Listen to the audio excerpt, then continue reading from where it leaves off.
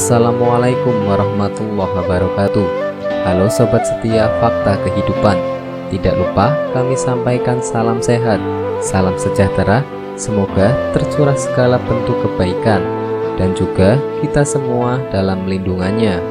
Seperti biasa, kita akan berbagi kisah dari yang unik, menarik sampai bikin nangis. Mari kita simak kisahnya.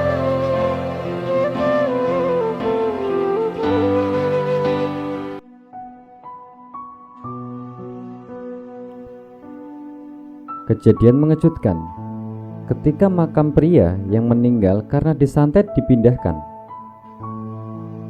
Dunia sihir dan perdukunan telah tersebar di tengah-tengah masyarakat, mulai dari masyarakat desa hingga menjamah ke daerah kota. Mulai dari sihir, pelet, santet, dan aji-aji lainnya. Berbagai komentar dan cara pandang pun mulai bermunculan terkait masalah tukang sihir. Bahkan Rasulullah SAW pernah diserang sihir, namun Allah Subhanahu wa Ta'ala kemudian melindungi beliau sehingga sihir itu gagal. Ada kalanya orang yang beriman disihir dan bertepatan dengan ajalnya, sehingga sihir itu menjadi wasilah kematiannya.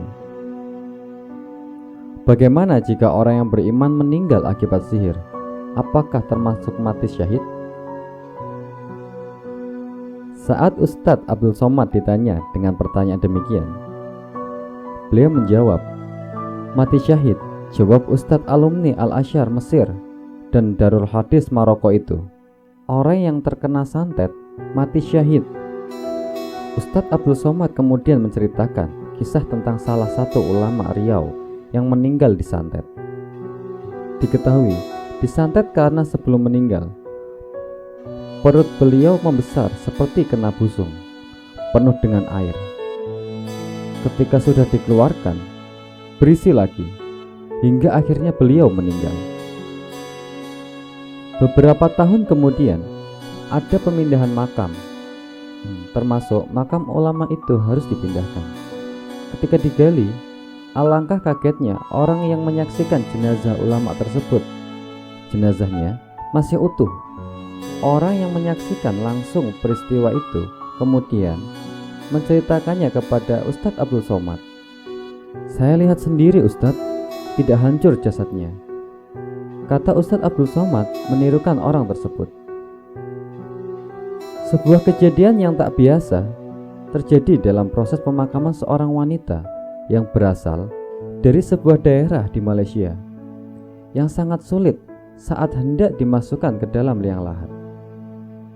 Kisahnya berawal saat sejumlah warga mengantarkan jenazah yang telah dimasukkan ke dalam keranda.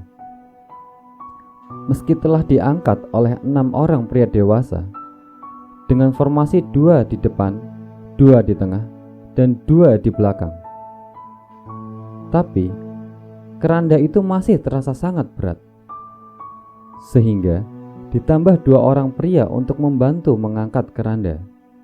Dan akhirnya keranda itu pun bisa dibawa ke tempat pemakaman umum. Setelah jenazah sampai di tempat pemakaman umum, terjadi sedikit masalah saat hujan turun yang membuat tanah menjadi licin dan beberapa warga sempat tergelincir. Sepanjang proses pemakaman, kuburan dipenuhi isak tangis keluarga dan sanak saudara. Si penggali kuburan yang berusia 55 tahun sudah melakukan pekerjaan itu selama 20 tahun dan sudah sangat berpengalaman dalam menentukan lokasi dan ukuran jenazah yang akan dimasukkan ke dalam liang lahat. Allahu Akbar, Allahu Akbar, Allahu Akbar. Kata-kata itu keluar dari mulut hampir semua yang hadir dalam pemakaman tersebut setelah satu kejadian aneh terjadi. Jenazah wanita tersebut sudah 3 kali dimasukkan dalam kuburan, namun tidak muat. Padahal si penggali kuburan sudah melebarkan 2 kali dari ukuran asli.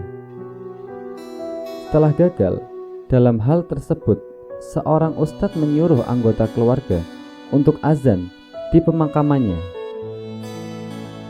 Dan barulah jenazah selamat dimakamkan.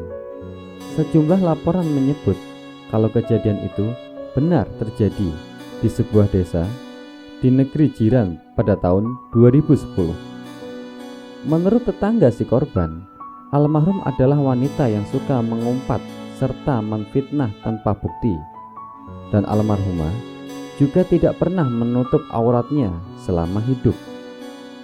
Dia suka memakai pakaian seksi, menampilkan bentuk tubuhnya.